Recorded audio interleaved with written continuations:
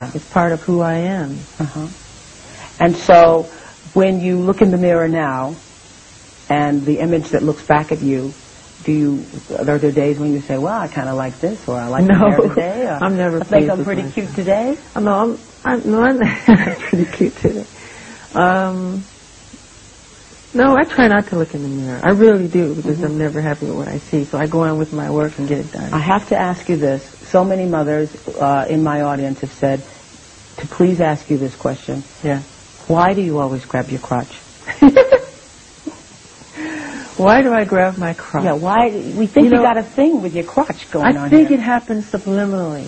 When I dance, if you're a dancer, you know, you're just interpreting the sounds and the accompaniment of the music. If there's a driving bass, you become the bass. If there's a cello, if there's a string, you become that. So you become the emotion of what that sound is. Okay? So if I'm doing a movement and I go bam and I grab myself, it's the music that compels me to do it. It's not saying I'm getting ready to grab down there and it's not a great place. You don't think about it. It just happens. Sometimes I'll look back at the footage and I'll go, did I do that? Yeah. So I'm slave to the rhythm. Yeah. Okay? I think the alarm's going off in the house. I don't know why. But we're going to fix it in a minute. We're in live television. So we're going to go to break. These things happen. We'll be right back. Okay. Are y'all ready for the jam?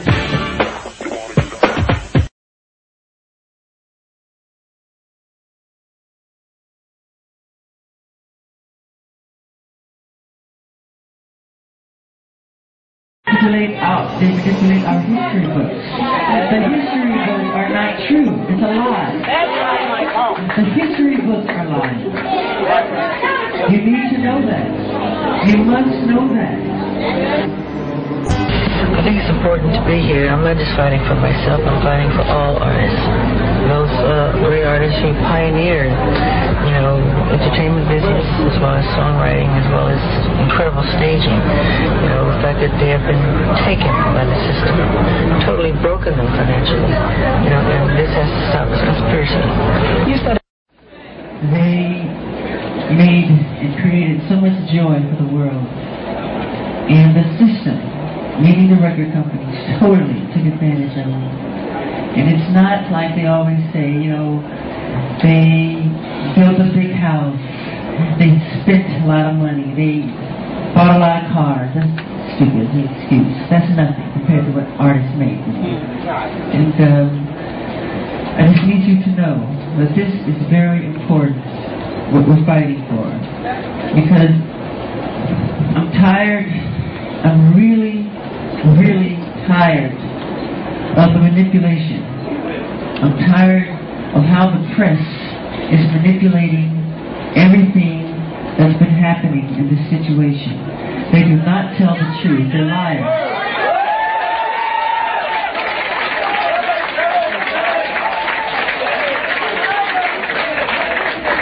And they manipulate our history books.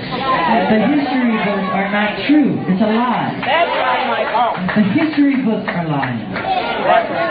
You need to know that. You must know that. The minute I started breaking the all-time record in record sales, I broke Elvis's records. I broke Beatles' records. The minute it became the all-time best-selling albums in history in the Guinness Book of World Records, overnight, they called me a freak. They called me a homosexual. They called me a child molester. They said I tried to bleach my skin. They made everything to turn the public against me. This was all complete conspiracy. You have to know that.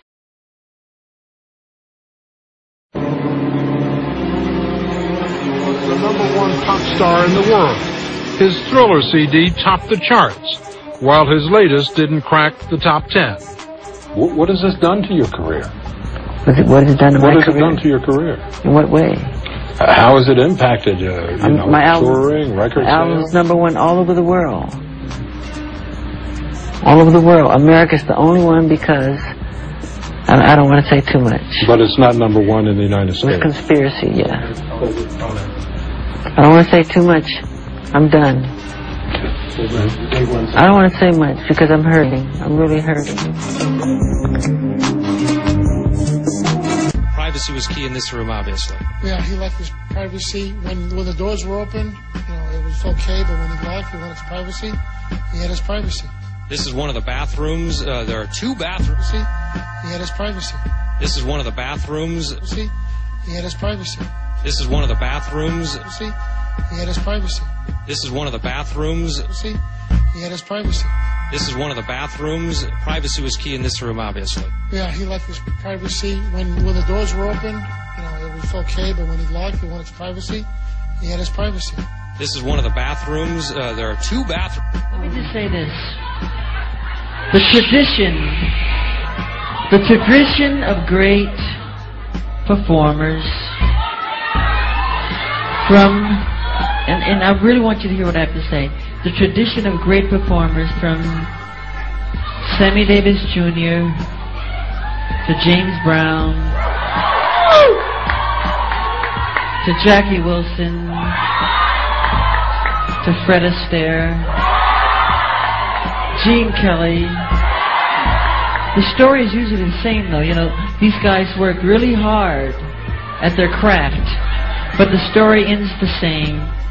They usually are broken, torn, and usually just sad, and the story is very sad in the end, because the companies take advantage of them. They really do. And Sony,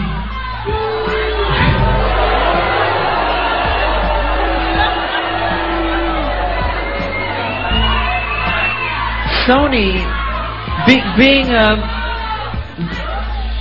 the artist that I am at Sony, I've generated several $1 billion for Sony, several billion, and they really thought that my mind is always on music and dancing, and it usually is, but they never thought that this performer, myself, would outthink them.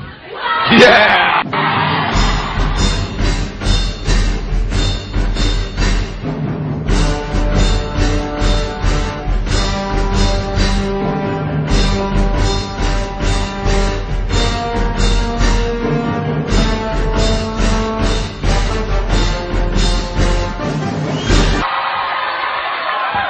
And Tommy Mottola is a devil.